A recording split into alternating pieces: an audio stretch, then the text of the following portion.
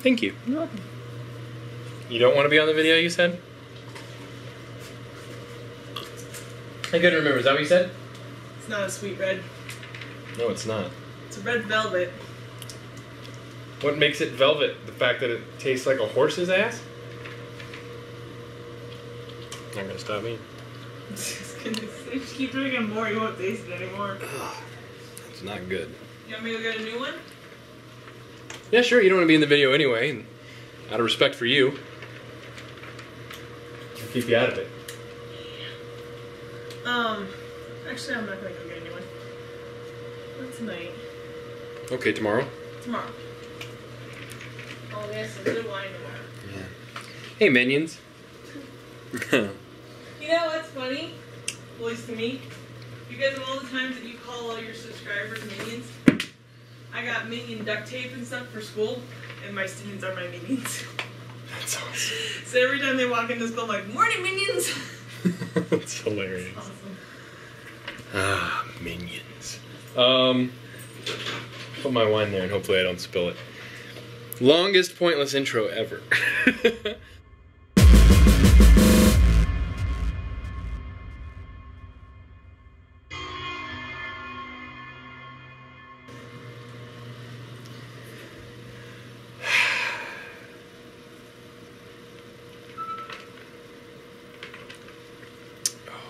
That is not a good wine. Hello, minions. I want to make this video, talk to you a little bit about my my thoughts about the PlayStation 4 a week in. The Xbox One just released today, and if you guys got one of those, I hope you're enjoying it.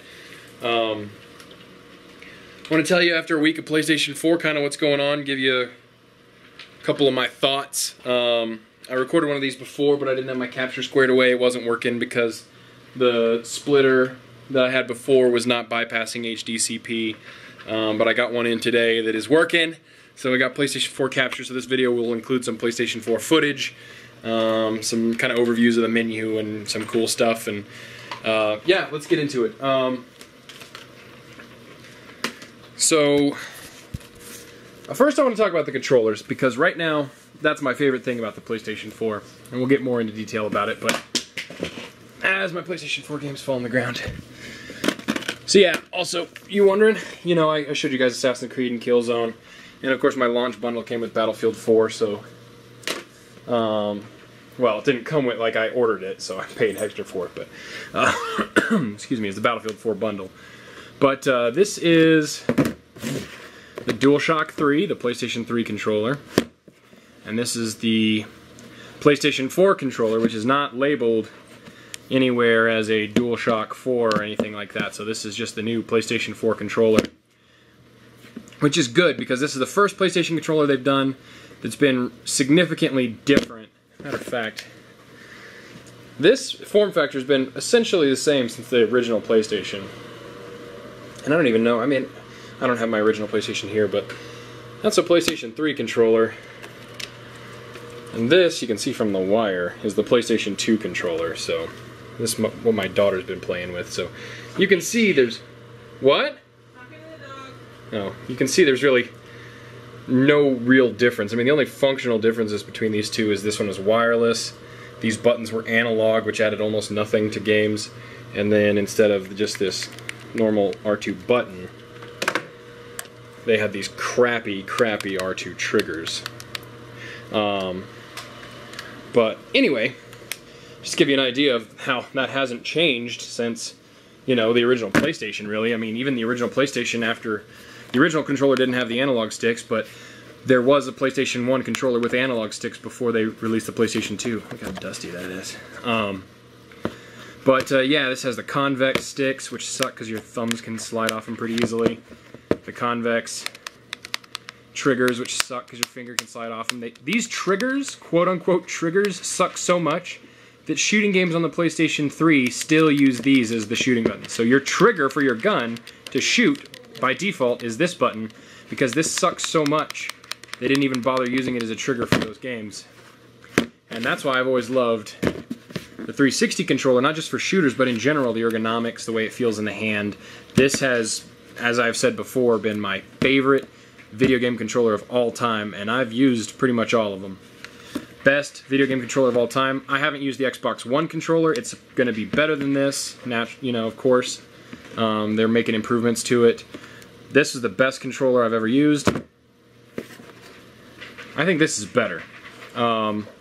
First of all, you know, let's focus on the key things, right? The sticks have been corrected. They are now concave, but with a little bit of a bubble in the middle, so it's got this rim around the edge, so you get really good traction, and it's a good rubbery material. The stocks are longer, so the controller feels better in the hand. The triggers, awesome triggers. I love these triggers. Been playing Battlefield with these. I like these triggers better than I like these triggers, and I love these triggers. I'm actually curious to get my hands on an Xbox One. I may have to actually go to a GameStop or something just to hold an Xbox One controller and see what I think about it. But I think this is better than this. So until I play with the Xbox One controller, best video game controller I've ever used. So I'm really curious to see how this stacks up to the Xbox One controller. There's the touchpad, which is also a button. Can't really tell a little bit. There's a little click to it. The share button, which is neat. And then the options button, which means that, you know, start and back, and even the new Xbox One is apparently menu and something else. But instead of start and select, you've got share, which does not operate as select, and options, which basically operates as start.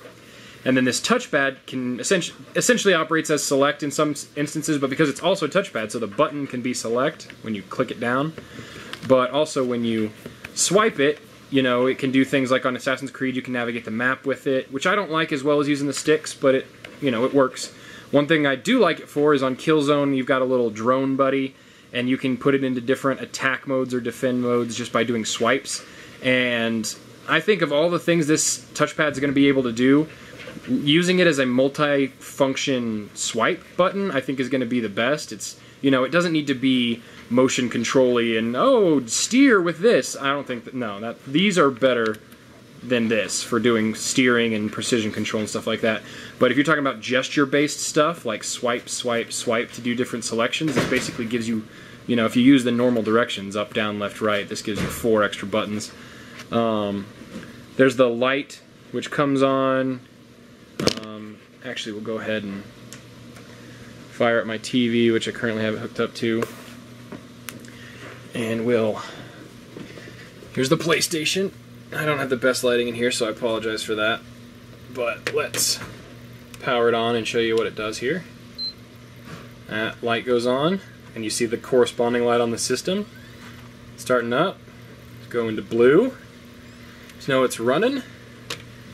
This is, you know, this is how the PlayStation Eye, which I don't have one, would be able to recognize the controller. But, you know, it does have functions and stuff like Killzone and stuff. But, so let's see, is my Switch set to the right input? It should auto-detect. Oh, it doesn't even have...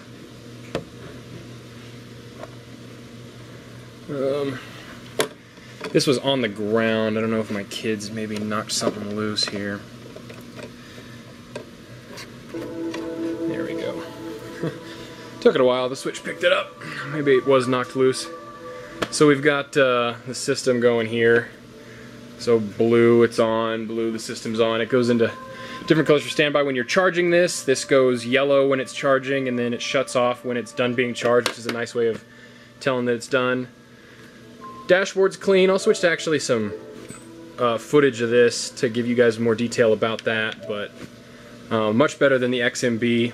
And quick view of my setup, at least how it is now. I still need I ordered a couple extra HDMI cables, but so right now I've got the PlayStation hooked into a cable, a long HDMI cable that runs behind my couch and all the way over here into the Switch. Alright, this is a 3-port HDMI switch, and this is a cool one. I got it for 30 bucks. I was planning on, the way I read the description on this, it sounded like this would do HDCP bypass.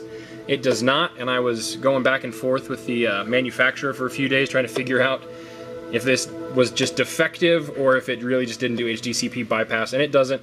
But it's a good switch, so I'm going to keep it. Got it on Amazon for 30 bucks. It's the Kenevo 301BN.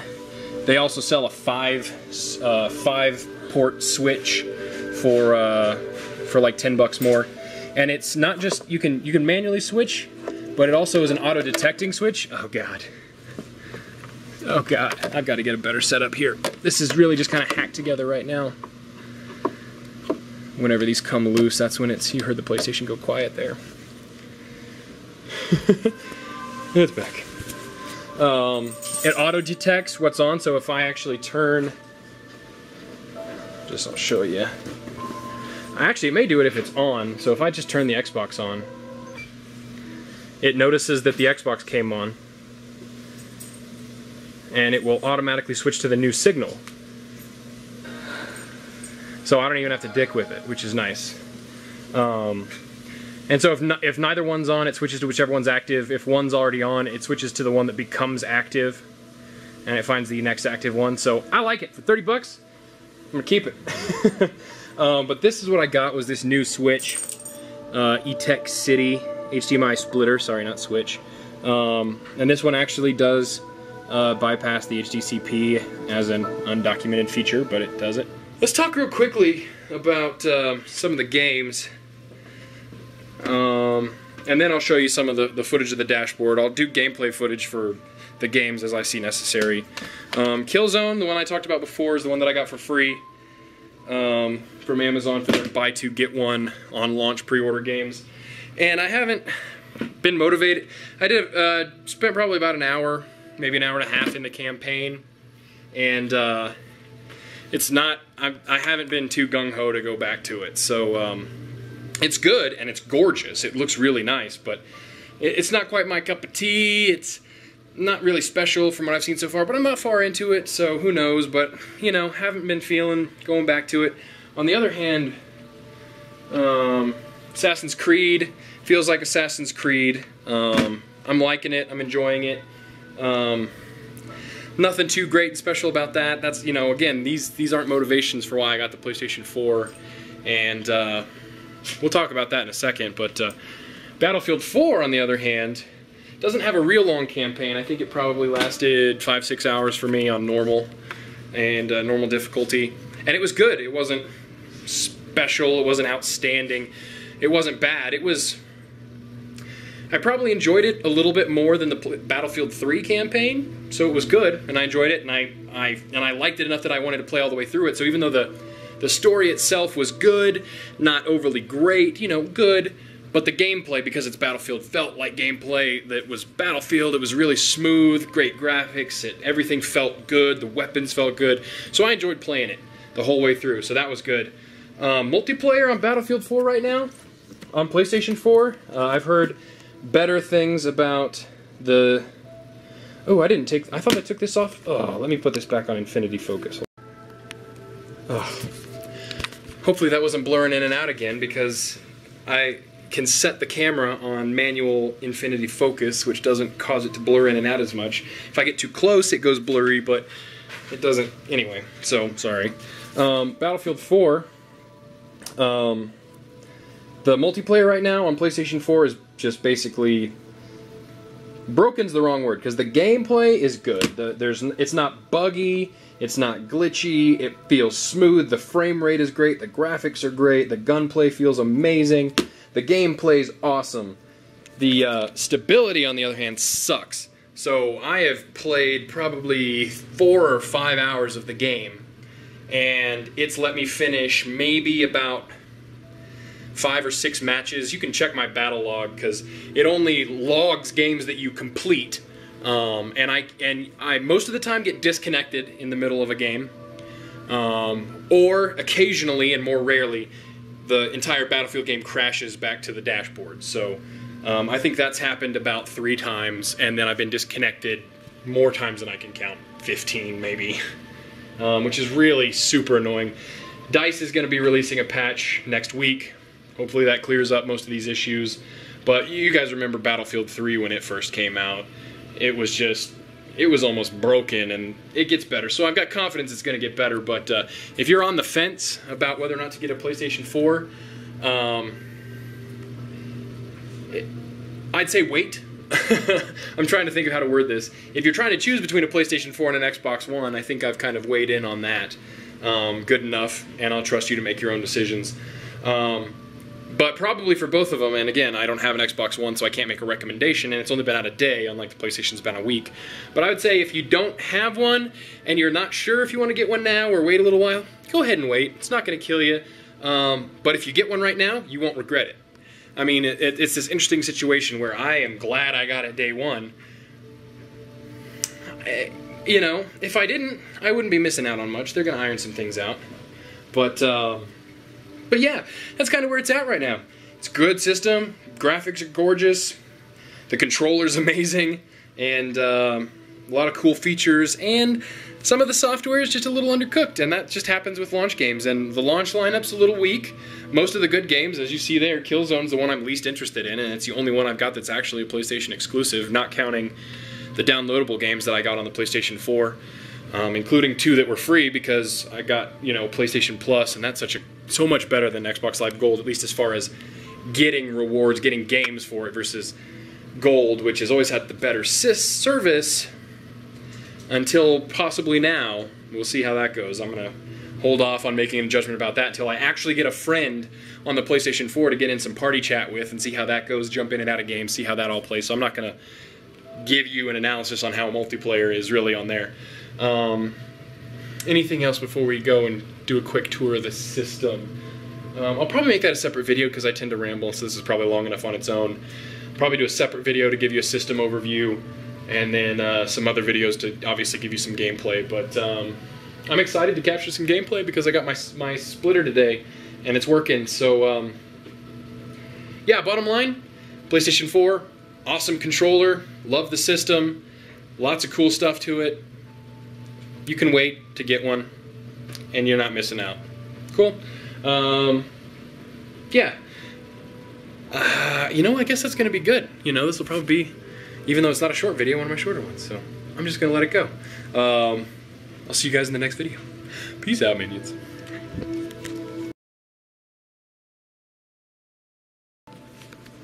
I'll tack this onto the end in case any of you stuck around. But if any of you have a PlayStation 4, my copy of Battlefield came with this 7-day PlayStation Plus trial code, and the system itself came with these trial codes. I've already used the $10 credit for the PlayStation Store, but these PlayStation Plus ones are 7-day, or this one's a 30-day trial. The other one's a 7-day trial, but you have to. They're auto-renewing, so you have to put in a credit card to redeem the code. And my year-long PlayStation Plus code that I got from Amazon when I got the system didn't require that, and I don't want to give them my credit card. I've already given them my credit card for my account, but I don't want auto-renew on that. I like to buy the discounted PlayStation Plus cards on Amazon when they go on sale, so I don't have that on auto-renew. So these, if anybody wants them, whoever gets them, you know, the first to redeem it, you can have it, because once the first person redeems it, it's going to become invalid. So there's the 7-day trial, LHJL 9TNG 9P9N. The 30-day PlayStation Plus one is this one's gonna suck a little bit because of the focus. I'll read this one out. November Papa 2 Alpha Echo Romeo November Romeo 9 November Golf Bravo. So NP2A ERNR 9NGB for whoever wants that one. And then there's this one for a free 30-day trial of Sony Music Unlimited. I'm not interested. So, anyone wants that? It is 8673 November Juliet November 8 Papa 8 shit, what's D in the Delta? How did I forget Delta? NATO phonetic. Papa 8 Delta November. So 8673NJN. Now you're in the video. Now you're in the video because you couldn't keep your mouth shut. So 8673NJN8P8DN. if anyone stuck around to the end of the video, and if anyone has PlayStation Plus, these should be just PlayStation Plus, right? So if you have a PlayStation 3, these should be valid for you as well. So yeah, you can have those. Enjoy.